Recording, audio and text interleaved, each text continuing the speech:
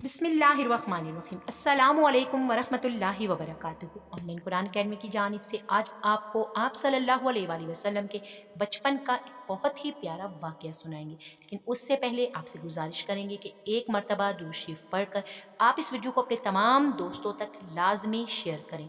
वालदा की वफ़ात और वालदा की कब्र पर रसूल अकरम सल्लल्लाहु अलैहि वसल्लम के आंसू।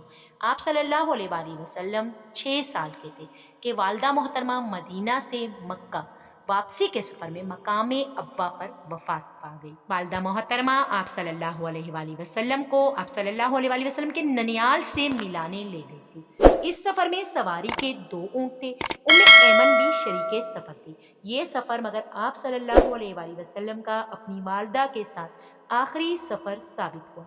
नबूवत के बाद एक दफ़ा आप सल्लल्लाहु अलैहि वसल्लम अपनी वालदा की कब्र की ज़ियारत के लिए तशरीफ़ ले गए। तब आप सल्लल्लाहु अलैहि वसल्लम इतना रोए कि इर्द गिर्द मौजूद लोग भी रोने लगे। सही मुस्लिम की रवायत। अल्लाह ताला से दुआ गो हूँ कि अल्लाह ताला हम सबको अपने वालिदैन से बेइंतहा मोहब्बत नसीब फरमाए। अपने वालिदैन का बहुत ख्याल किया कीजिए, वालिदैन का बहुत एहतराम किया कीजिए।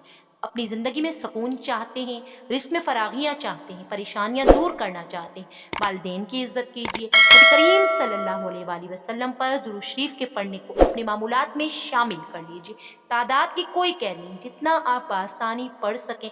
उठते बैठते लेटे उठे अल्लाह का जिक्र कीजिए। नबी करीम सल्लल्लाहु अलैहि वसल्लम पे दुरूद शरीफ लाजमी पढ़ा कीजिए, इस्तग़फ़ार किया कीजिए। आप ये 3 काम अपनी ज़िंदगी में लेकर आइए, आसानियाँ आपका मुक़द्दर होंगी।